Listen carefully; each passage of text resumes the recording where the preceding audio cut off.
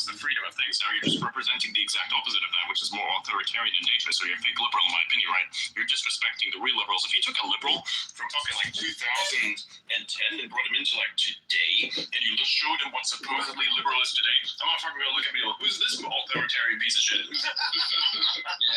That's the response. That's what that's going to be. If I told them that was a fucking right-wing extremist, they're going to believe me.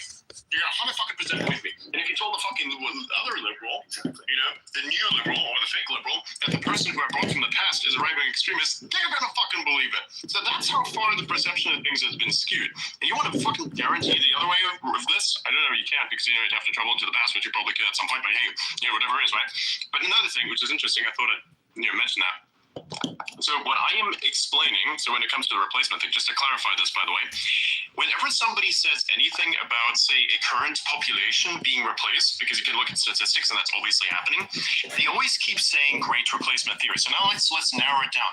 The great replacement theory nonsense actually comes from someone that a French person explained or something at some point, and it specifically refers to an act that has been initiated by some sort of elite. That is not what I'm saying. Bullshit. I call bullshit on that. No, that's not what I'm saying. I'm specifically saying that the statistics will show that the condition of replacement is occurring, like the replacement itself of a population is statistically occurring.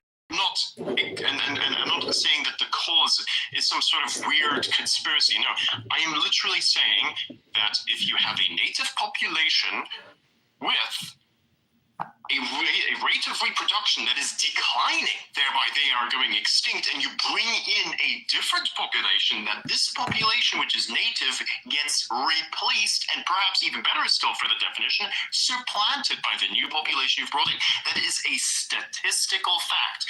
The origins of this are just explained exactly how I just said. I said that certain policies have led to specific wars in certain areas, and that then those wars had got other people to come from those places into those new places, because those policies were so shit as to actually take them on and give them literally zero economic pressure at all, which then furthermore leads to the statistical and also literal replacement of the people who are there.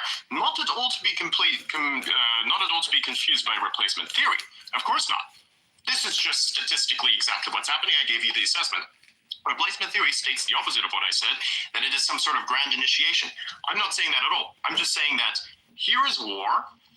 Because of dumb policy, warmongers, right? You have warmongers that make dumb policy, cause war. War causes migration to places, dumb policy by even dumber motherfuckers in those places, then lets people in, then support them economically without supporting the native population economically, which then of course leads to the replacement of the native population with a new population that had been brought in via, guess what? The places that they ran from.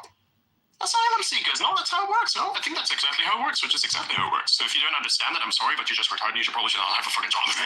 Like maybe you should fucking go there yourself and see how it works out for you. I'm just saying, like that is it's so good that a lot of these people have actually lost, you know, their vote, and the public just recognizes the fact that they're complete fucking idiots, because like this kind of mentally unsound reasoning structure has polluted the debate sphere so much that I think it's now, there is a natural type of mental immunity to this that then fundamentally rejects the argumentative musings of such misguided individuals. That's all I'm going to say. And the only reason, by the way, if like any one of you are wondering why I would even consider speaking about this, is because it's entertaining. That's it. I don't want to speak on this. I think it's stupid to speak on this, but I haven't said this before, so I'm going to say it now, and I'm not going to say it again, and that's it. Or maybe I'm going to say it again at some point, because I think that, you know, people here are wildly entertained by my ability to exhibit such patience so as to actually break down the failing logic of an misguided individual for the purposes of just showing other individuals that this individual is misguided and why exactly they are. Because I could just say that they are, but if I'm not telling you exactly why I think that is problematic. By the way, the liberal of the past, right? So I kind of want to comment on that, because I think liberal today is a bit of a misnomer. I would say it's a socially progressive, because liberal is basically freedom, free enterprise, individual rights, and so forth. today what liberals are called are actually socially progressive. Now, in order to be socially progressive, you got to be always progressing with change, pushing society to change, because otherwise, if you say, well, I like society to stay in this shape, then you're now socially conservative, trying to conserve that tradition of that year of society. So liberally progressive, there's no end to it. You're going to constantly try and change the society in a weird way, regardless what your policies are, regardless if they're become authoritarian or not, because that's anti what if it's a very free society, then socially progressives will be the ones that will start limiting speech and so forth. So it's kind of funny, the conservatives effectively, they're trying to conserve certain liberal values of freedom, expression, free capitalized. So it's kind of hilarious when you think about it this way. That is crazy, yeah. The vibe shift really has led to the most unbelievably strange of outcomes. Before it was like preserving or conserving the former things. Now it's all about, hey, we got this kind of stuff. We probably want to make sure that doesn't disappear, because right now we kind of have a good thing going on. It's like an admission almost of, hey, that idea was actually kind of superior, so let's adopt more of that, which I think is kind of cool. So then you have actual, liberal and, conservative cooperation in a sense, where now basically the liberals themselves, the enterprise liberals, are actually now the new conservatives to that extent. Right. Well, at least they're mislabeled as conservatives. They're not. They're actually the liberals, in my opinion. Yeah, it's kind of the synthesis of a new party, really. Mm-hmm. Kind of the best of both taken forward. And the liberals, quote unquote, really shot themselves in the foot the moment they turned against freedom of speech. Oh, yeah. Because it's really easy to see that that's the highway to the darkest path. 100%. The moment you're not free to say anything, that's, the next steps are very, very dark. Yes, exactly. So we're lucky that we have a platform where we can, have freedom of speech and have it defended.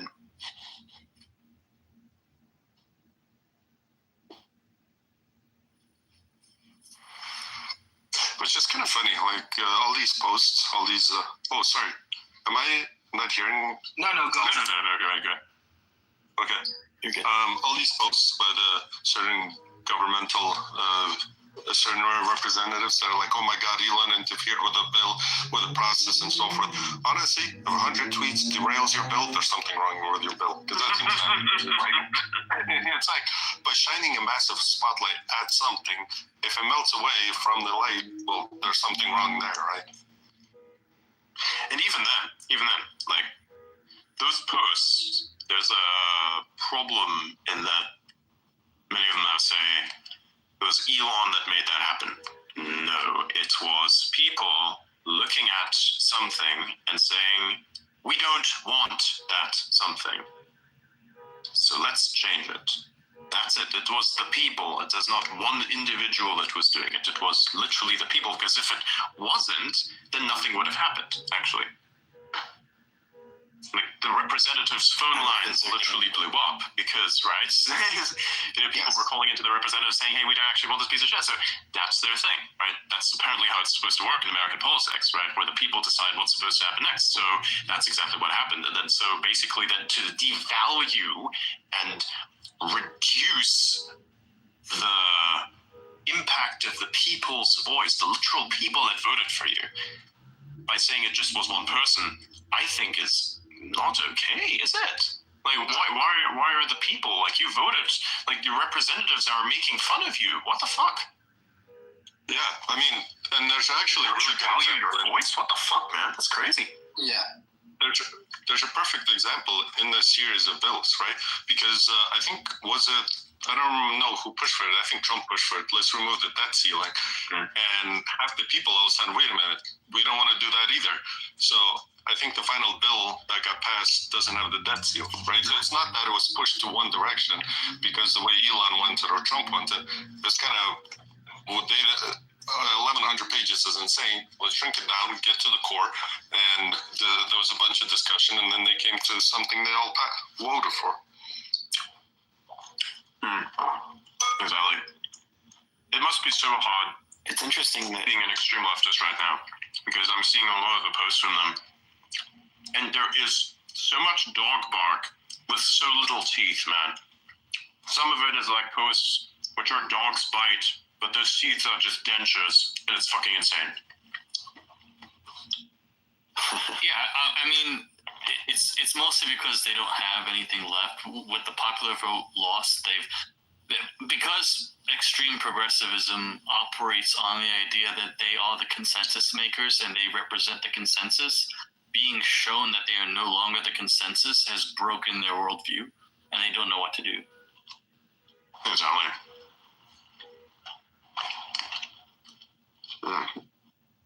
they're starting to understand what representative government is, and that's what they're not used to. Yeah. Representative of, guess what? The thing that it should have always been representative of. The people. Exactly. Yeah, it's like that's how a functional democracy is supposed to work, and yeah, it doesn't seem like it seems dysfunctional at that point. If you read like 1970s leftists, like Duchamp, for example, they tend to admit that like the revolution doesn't care about contradiction; it only cares about victory, and so they don't really know how to the common progressive doesn't understand how to resolve these contradictions, but the intellectual class kind of doesn't know where to go from here. Where it's like the revolution kind of like has stalled and it can't quite push the last bit. And again, these revolutions, they tend to rely on, you can imagine a person almost like an atom and communities as like molecules of these atoms. And progress essentially dissolves these things to reinvent them as a kind of like almost like a chemical process. And once they start essentially splitting the atom of the individual into like things like trans identity and things like that, there's not really much you can do. There's no subatomic particles to get more political energy from, if you will. It's like a kind of like a very hard, like literal, but it's supposed to be symbolic example. But like in a very symbolic and literal sense, they've hit the limits of how much political energy they can extract from splitting things for energy. And there's not really much they can do. So they have to like think about like I think you are kind of witnessing like the stalling of progressivism. Maybe not that it's death, but it's gonna have to reform. Absolutely, yeah. It's a thing. Well, was it Lenin or Marx who said that to have a revolutionary situation, you need two things. You need the will of the commoner that can no longer live under the current regime, and you need the buy-in of the proletariat to actually be eager in changing it. But I think there's also a third one, and the third one is that you need an ability for the people who disagree to go somewhere else. Without that, I don't think you'll have a successful revolution.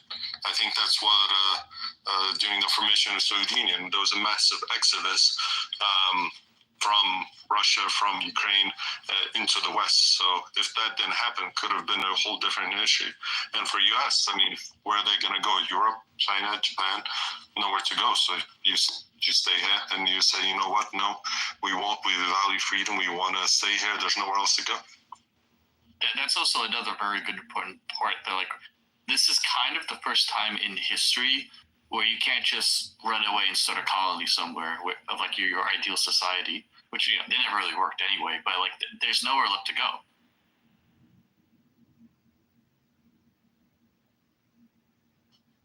Until Mars, of course. Which is why I think that it's the policies that are in Europe are failing. Are not failing. They're continuing their steamroll, and I know there's a lot of pushback, like Adrian you said, but it's not the same as in US because everyone who can will say, you know what, I'll leave here. I'm going to go to US. I don't like these policies anymore, right? So you get that exodus of those who oppose. Yes. What do you guys So, by the way, the national, just to like have an understanding on the AFD thing, that I think people should understand in order to, how to explain this. So, if you would like the majority will require like over 50% of the vote. At the moment, they have like I think 18.9 nationally percent, or like about 20. What is it? Interesting, however, on this is the reason why they like as a party actually don't get as many votes as they do is because many of the other parties are just basically boycotting them. You see, it's very fucking interesting to see this, especially if you consider that the AFD leader, who is Alice Weidel, I think that's what she's called, is actually the most popular candidate for chancellor out of the election. So, like, you know, you have the poll that's put out where, you know, who would you vote for being the next chancellor? And this is like, it's just a, yeah. And you can see there who's leading actually in the percentage. So you have like, you know, Olaf Scholz is like 15%. They have like Friedrich Merz, who's like 20%. You have Robert Habeck, which is like 14%. And you have Alice Weidel, who's like 24%, right? So it's like basically in the lead there, right? And of course, you know, Olaf, Scholz is from the SPD, Merz is from CDU, and Habeck is from the Greens, and of course, you know, Alice Weidel is from the AFD. So you can actually see what's happening is right, very interesting. The potential of the AFD is actually limited by the parties themselves boycotting the AFD party itself, right? It's very interesting how that actually works out. In that sense, it's one way to define it. But yeah, fascinating. It's like what happened with what's it called, the National Front, or whatever that's called, the AFD equivalent in France, where they basically pulled the opposing parties during the second round. They pulled certain candidates to not to splinter the vote, so it became that National Front or one other candidate instead of three other candidates.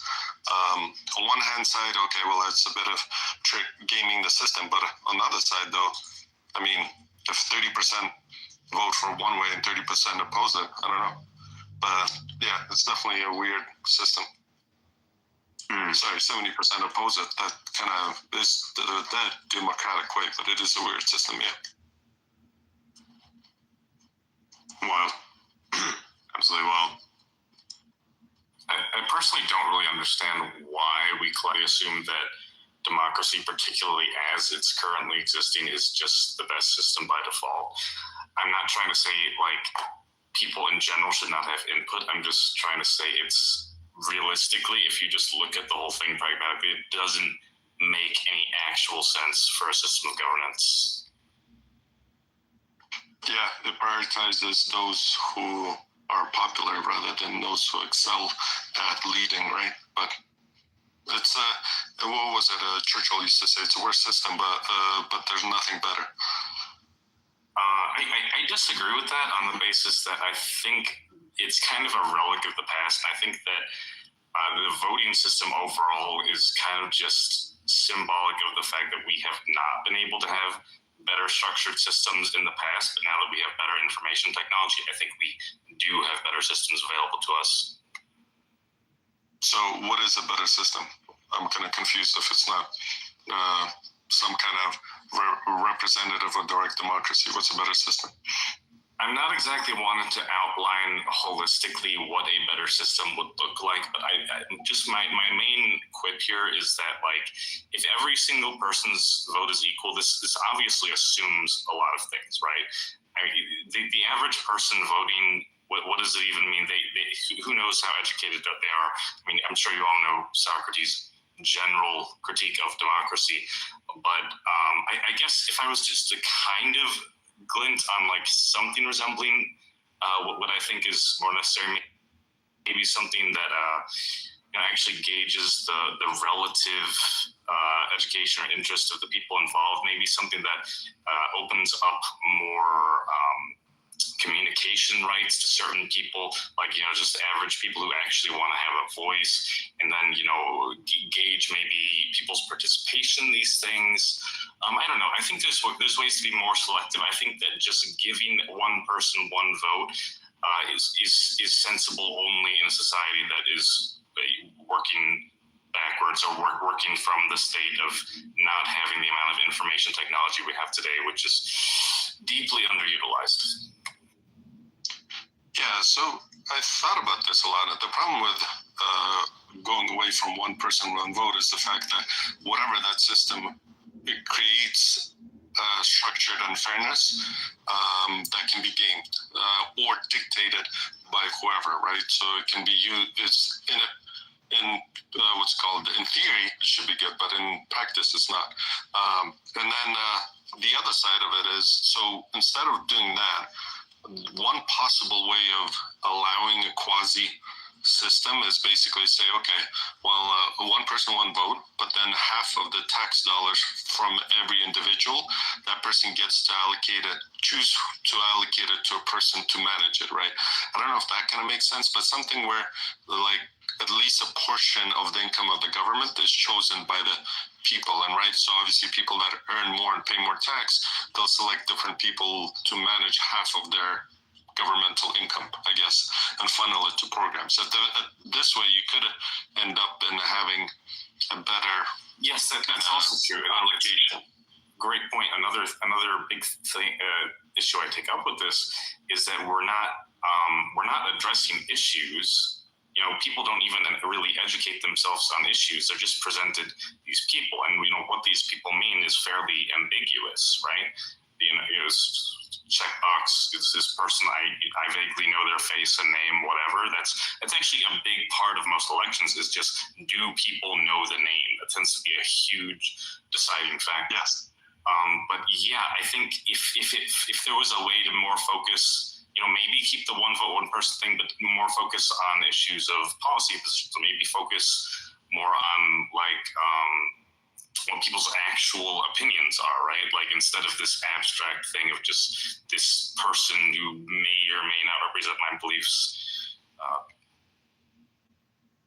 Well, the other side of it is, instead of looking at the system holistically, just look at individual parts of it and move as much government down closer to the people as possible, right? And I think the US does this very well in terms of the federalized nature of state governments, where the states are actually quite empowered in the US in determining their own future.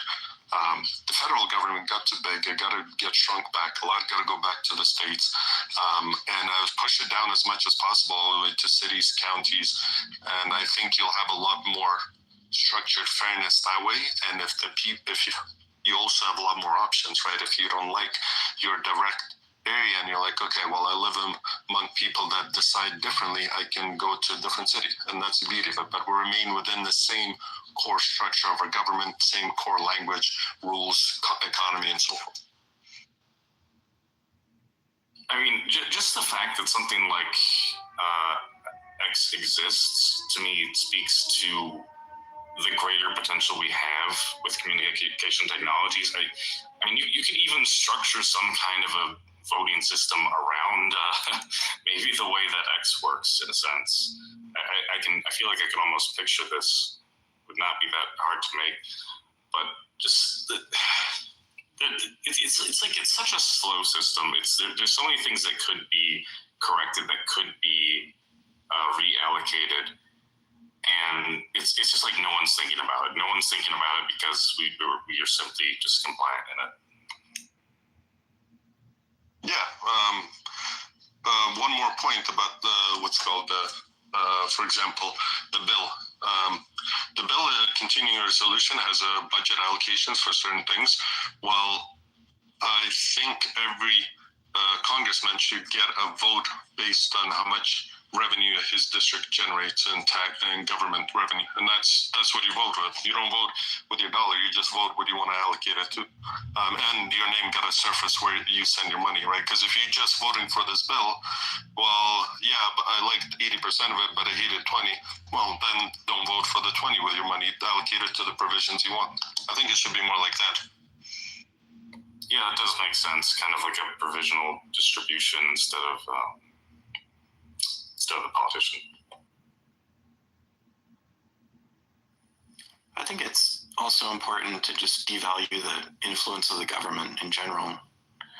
I mean, that's sort of the intent of the American system, I think, is to have the free market and the people do the improvement and let it get sorted out on that level, rather than have it enforced by some top-down authority.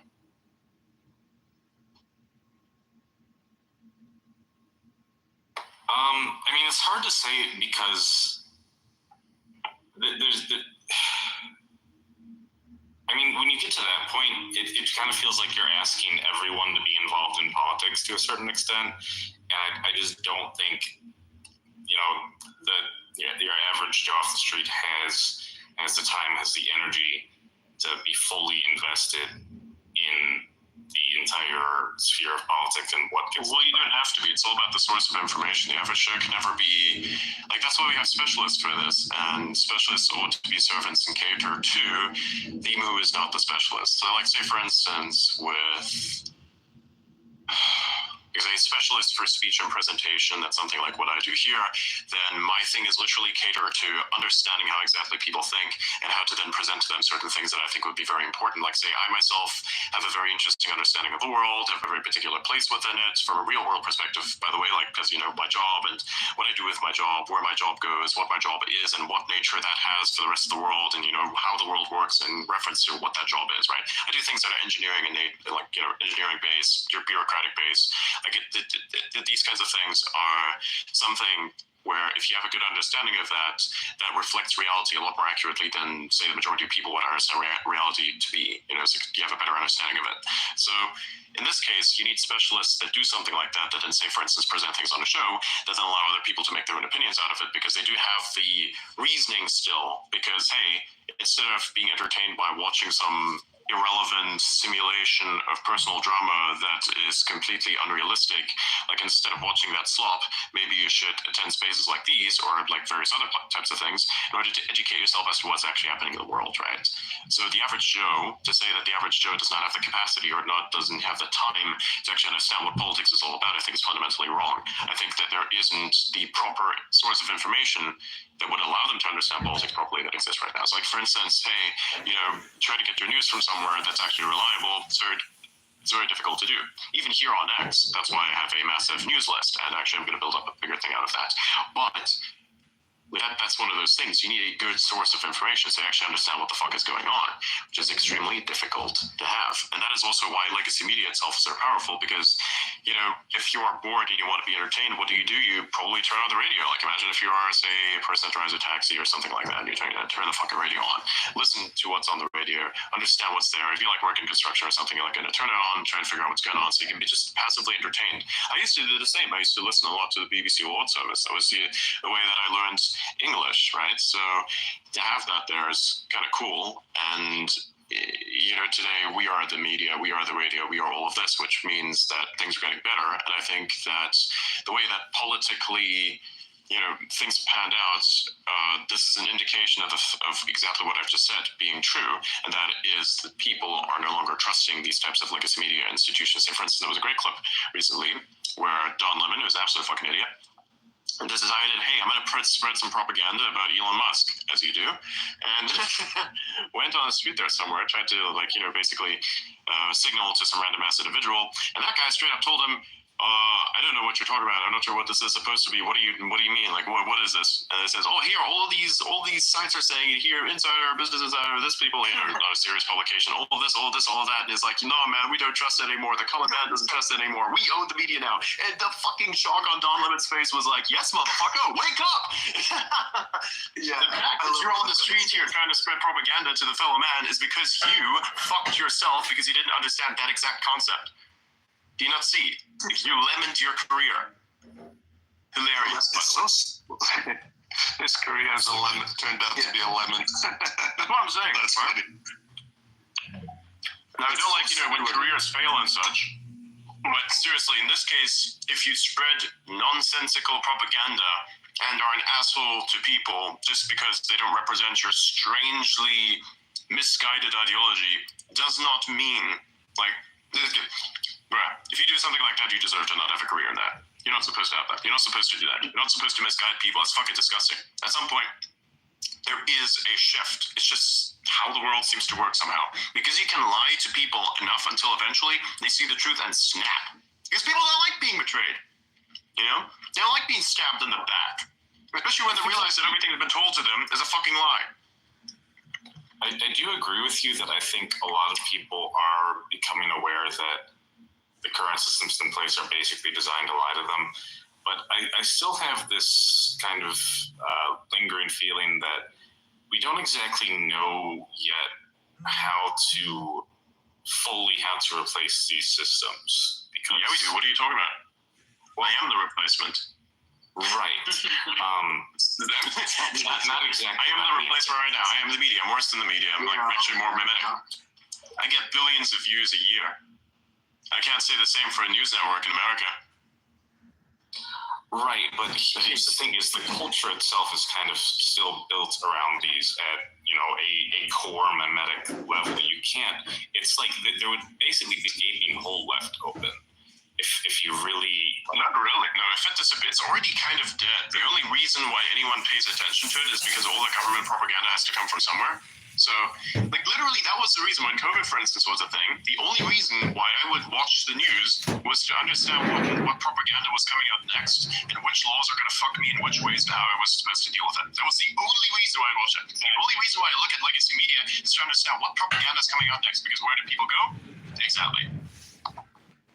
So I would have partially agreed if you brought up the topics of like, well, these outlets used to pay journalists to go do thorough research and so forth, but then look at Tucker Carlson, right? Effectively, whatever video Tucker Carlson puts out is going to be really interesting, really detailed, or really great into it. Same with Joe Rogan. I'm sure they're not doing a lot of reporting, but for that, you got a bunch of other people that periodically, as something happens, like go search the spaces and look who's talking about what. Even Mario, for example, right? Just follow him, get your news that way. But it's more granular. You get to choose, and if you keep getting misled by a person, stop following him, follow another person, right? So, exactly. Again, though, there's on this website in particular, you must realize there's a bazillion different perspectives all going in different ways. And yes, they're a lot more fleshed out, they're a lot more nuanced, but still, making the transition to this media, which It's already transitioned. It's finished. What's that? It's already transitioned. It's finished. It's over. Nobody cares. The only reason why somebody cares is, again, for the government propaganda. Either you're lost and you really don't understand what's going on and you still rely on that for it to be your source of information, then you're just listening to it for the sake of understanding what propaganda is coming out next. If there's an official announcement by, say, the White House, then you have a thing that's called a press release, because they're not going to release it to you, they're going to release it to the press. Or maybe they do a live stream, at which point the press asks questions, and then you are actually the journalist instead of the journalist that's asking questions. That's how that ends. Even when it comes to like a Senate hearing, there is still a live stream that all of us can like peer over and understand and then post about after the fact. Probably even with much more accuracy than people inside of legacy media. Actually, here's the thing. I want people out there, if there's anybody here that's listening that breaks down, say, Senate hearings or something like that, hit me up. I'd like to understand whether or not you're actually doing something like that, because to have a detailed write-up and have like sections as to what happened here, and this and that during the Senate hearing, that would be really great. By the way, the thing which you have to like keep in mind, on if you were to like take the live stream video and where you were to upload it in the text, so like for instance when you just put it as a video, which is the post, right, you can't really so if you put it out there, what you can do is you can actually write into the text timestamps, but it has to be like with the video itself, not linked to the video. It has to be the video itself. You have to post the video, and then in the post text you just basically put timestamps with whatever happened at this exact timestamp, and you can actually have the whole thing be broken down from that level. Or maybe if you're like a person who removes silences or something like that kind of stuff, that's very valuable. If you have something like that, I think it would be actually very good. And I'm not sure exactly the legality of that is, but you figure it out. If you do something like that, hit me up. I want to know whether or not you're doing something like that, so I can know where I can get my sources from if I were to say, hey, I want to understand what's going on in this specific hearing. So yes, if you have something like that, if you do something like that, hit me up so I know where to look for it. See, there you go. So you need something like that, for instance, right? So that then immediately replaces the need for something like legacy media instantly, because you get the full story, not the half story. You get the full story, and you get a detailed breakdown. You get to look for whatever is relevant to you. Yeah. By the way, Adrian, do you want the full 11-minute thing, or do you want me to make a couple clips out of it from that community space thing? I think we could do like the full 11-minute, but you can also make clips out of it if you'd like and post in the community. Could be good for advertising revenue. Okay, cool. Not ad revenue, it's reply revenue. I'm pretty sure you didn't understand that slogan. Unless it is ads, I'm like, I don't fucking know. But hey. It's what it is. But ads, I believe, are still being served unless you are paying for a premium. So then the ads aren't shown to you anymore. But yes, still fascinating to see. Alex. I don't know. To your point, by the way, it is kind of, if something does happen, you pop on here and there'll be a lot of noise. So it is up to you to figure out what signal, what's noise. Trade drawing lists and see where you channels fall. are very well developed on here. I mean, if something happens, I instantly know what's going on. But I don't know if the average person has, like, I don't know. I've had to dig so deep to get to the point that where I'm at. I mean, if you look at the people I follow, it's quite obscure, pretty much all over the map as well. I mean, normal person hops on X, they're probably going to follow, your typical pundits, and maybe if they're smart, they will dig around, they will find, these more advanced thinkers, but it's not always obvious where you have to go, who you want to find necessarily. And even if you do find people who vibe with you, I sometimes find that they may somewhat betray themselves, because if you try to have certain conversations with them, you sometimes find out they're not exactly who you think they are necessarily. I mean, everyone puts on a persona to some extent, and that's kind of a separate issue. But still, as much as I love this platform and what it does for me, at least, I still feel like, I don't know, maybe there's better ways to condense information. I don't know. There's always better ways to condense information, honestly. It's kind of like an infinite game in a sense. We're always getting better at this in some way. But I guess just my main concern is, like, I don't know how to take everything that I know and condense it to condense it to something that the average person can truly grasp, in a short amount of time. I mean, I try to do this, but it's called reading comprehension, motherfucker.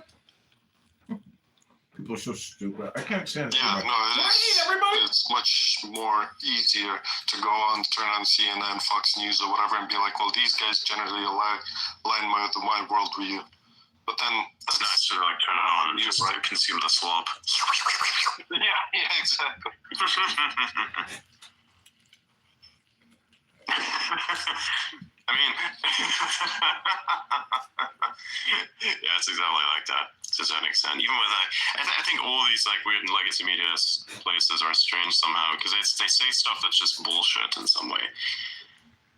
Remember the one time in 2020 where a bunch of reporters sat there and they looked at this post, the weird finance rage bait post where it's like, here you have 100 billion and you still have this and this left over. You remember those weird rage bait dog shit posts that kept circulating on the platform? Yeah, they looked at it and completely missed the math. And I'm like, are you guys, you're supposed to be reporters and you don't know basic fucking math? What? That was in 2020, by the way. Insane. I will say, however, there's I think the focus on culture is completely irrelevant. It is the focus on when it comes to the transition from legacy media to actual new media now. Culture is a factor that is almost completely irrelevant, I think. And here's what's really relevant. This is the thing that nobody talks about. Everybody misses. I agree. Can you name this one thing? Can you name this one thing that everybody misses? One thing. Can anybody tell me what's missing from new media that legacy media has? It's one thing, and that's the only thing that makes legacy media still worth something. What is that? Talking head. No. What is it? Advertising. Remember sources more, I guess, maybe. You getting closer? What is it? Perceived authority, maybe? Although that is a good point, but it's still not the major thing that they have. What do they have that nobody else can have? Advertisers, bitch. Institutional connections. Closer? Access to your television? No, access to the White House. Media. Getting closer? Wait, say again, Tyler? Media of record. Not really. But we're getting closer. Wait.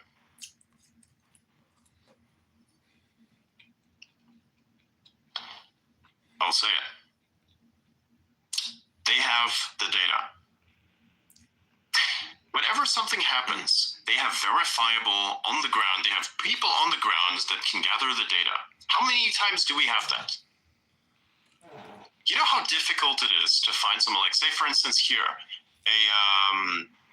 a power plant has exploded in some place. I'm not going to name what it is. Let's say the power plant has exploded somewhere. They're going to have boots on the ground to monitor what's going on. How many people actually do that themselves? And the thing is, how do you find those people? You hardly will. Because randomly finding a person who will just stand there and try to document everything is nigh impossible. It's actually impractical to an extent. Because it's pure chaos trying to interface with a good system. Now here's the thing. This is where legacy media has an advantage. They have a network of people that wherever shit is happening, they got a person in the area that can pack up their shit, go there, and immediately start documenting what's going on. That's their advantage. Actually, with the White House, for instance, was close. Right? What Blythe said was also close. So we're getting close to it. That's all these things. This is the thing. They have a network, and they have an ability to gather information firsthand. And the authority part was also pretty close. Because they have the authorities, they, to an extent perceived, to go up to people, ask questions, and I'll answer those questions most likely. That is the primary defining factor behind why people media isn't as successful in some regards. Because the information, where does it come from? How do you make sure it's accurate? Because more people here are incentivized by engagement than actually the real thing itself, which is the truth. Now, I still have a lot of people that I think are incredible that are doing this for the sake of putting the information out there. People like Visregard, all these kind of individuals, really interesting individuals, right? They're doing a good job.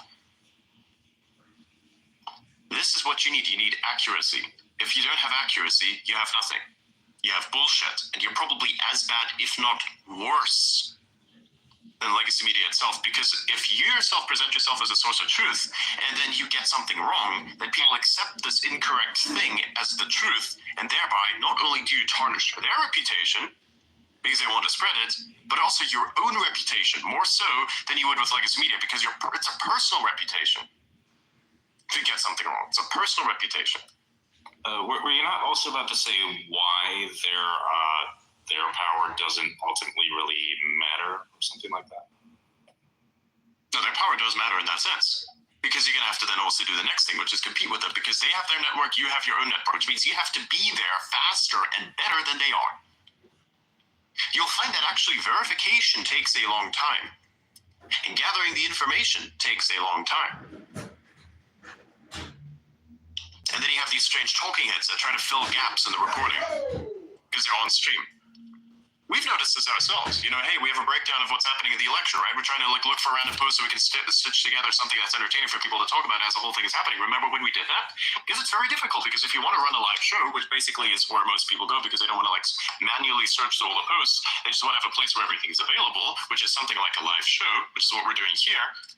That is the thing that's very powerful, and that's the thing that's very difficult to, sustain because, well, guess what? There isn't always a constant output of information. It comes out in individual plops and blobs, So that's a bit of a problem that you have to counteract somehow. Do you see what I'm saying? Yeah. Yes, and I think we operate on a fundamentally different basis because we're not just addressing what happened, we're not just addressing when it happened, we're addressing why, we're looking at where we're drawing from life experiences, anecdotes, we're drawing alternative conclusions. There's way more going on in our networks in terms of actual information presented, in terms of what can actually be valuable to us than just the media, which they will show you in theory at least what happened, quote unquote, but the analysis is often lacking. I mean, the analysis is frequently bottom of the barrel, absolute bare minimum effort, and not even bare minimum effort, probably propaganda as well.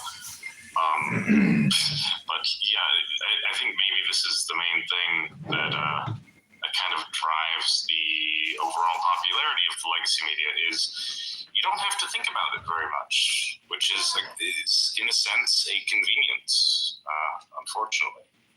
Yeah, but in the sense of what I'm saying is that's just information presentation. I'm saying the sourcing is much more important. You have too much noise in the system, and it becomes irrelevant. We can't have that. We can't live in a world like that. It's not good. It's not proper. So that's one of the greater challenges. It's also, again, like I literally just said, I will need someone who goes over, say, congressional hearings or, you have like a committee. I need somebody to go over this, as in have the long clip, have the timestamps on that clip, send that out there, reliably do it as fast as possible, faster than anyone and more reliable than anyone. Do that shit. That's what's needed. When I say something like that, I'll be like, hey man, I need some sort of understanding as to what's going on. Because guess what? I am not going to sit there in the fucking live stream and watch the whole thing through. I do not have the time to deal with a mountain of bureaucracy, and nobody should. So have it down in timestamps so you have like some sort of analysis on this. That is important. And then to probably do some extraction. And if you do that every now and then, you're going to get hella engagement on your shit. Put clips out that thing. Have the thing with this. Have the post. Here's the full video. Here's the timestamps. Here are the individual clips as to what's going on. And you can even quote post those individual replies to the fucking post itself that then allow you to even filter the impressions down into that. To define more about it. You become your own info source. This is Elon always trying to get people to do free shit. We need that shit. But you know what's problematic about that? It's difficult. That's one. And it's not something that you would like doing for free unless you have a hobby for that. So that's going to be one of the major problems. Again, the info sourcing, even for something like that, where it's just presented to you, it's given to you for free. You can have it. It's right there. You turn it into something else, analyze it, get the text out of it. Why don't you do it? Fucking do it. I would do it, but I'm not a fucking political page. I don't report on things like this. I didn't use reporting for a while just to test out whether or not it works, and it fucking does. And people, you can do it. You won't like be the person who's known for doing that. You can fucking do it. And it's a scalable thing because you can not just, you can do it not only for US, you can do it for Canada, you can do it for every fucking nation on the planet. It's a pattern, you see, it's the same fucking thing. You can break it down. And no one's doing it. Why? That's the problem. That's what I'm saying. This information problem. We have the info. It's out Get a there. life. Now utilize it. That's the problem. Why don't you? I mean, for firsthand, like primary source data, most people, I don't think they even. That's not the fucking point. You're missing the point. I said the information that's given out to you already in its unrefined format. Why don't you refine it? Start with that before you go out there and get the live reports done. Okay, see. Get that done first and see how well it works. Then, once you start making something out of that, then you can go after live report shit. And hell, you don't even have to do that immediately either, because the transition part's going to be you debunking the bullshit that the legacy media institution said on that live report. Likewise. So you basically just want like a translator for the main things that are happening within the systems of government. No. Refiner. A specifically stated refinement. You have a long ass fucking format, 3-4 hour video. In that certain topics were mentioned. Cut out all the silences, they're not fucking needed. Including the introductory part. All the stuff that matters. Keep it. Then timestamp that bitch. Segment that shit. And write shit about the segments. The most important stuff that people should be caring about. For instance, you don't have to go through every single aspect of the fucking 1,500-page bill, although you should, of course. You have to extract the stuff that's actually in it that's going to really, really matter to you and see how it all works out. That's what the Doge account, for instance, did, which was really good. Remember, they posted a breakdown. This, that's in there. That shit, that's what you fucking need. That's what's needed right now. There's a huge demand for this. The person who does that shit on a regular, reliable, and accurate basis is going to have an insane fucking amount of engagement. And recognition, man. Fuck. You can do it. I feel like, unfortunately, most people want someone who's kind of biased. Who gives a fuck what? No, they don't. They want the real shit. So give them the real shit. It has to be easily understandable. If it was the other way around, then why are the populists not so popular no more? That's the idea. You either listen to a show for entertainment or you listen to a show for the news. You're not supposed to do both necessarily, although you could if you wanted to, on like a lighthearted day. Realistically, you want to have the facts. Boom, power plant exploded. Okay, power plant exploded, we know that. Why did it explode? Who's involved? Who's dead? Who's not dead? Who's injured? Who's not injured? How many people? Facts. There is. Who, what, where, when, what, and how? Any investigation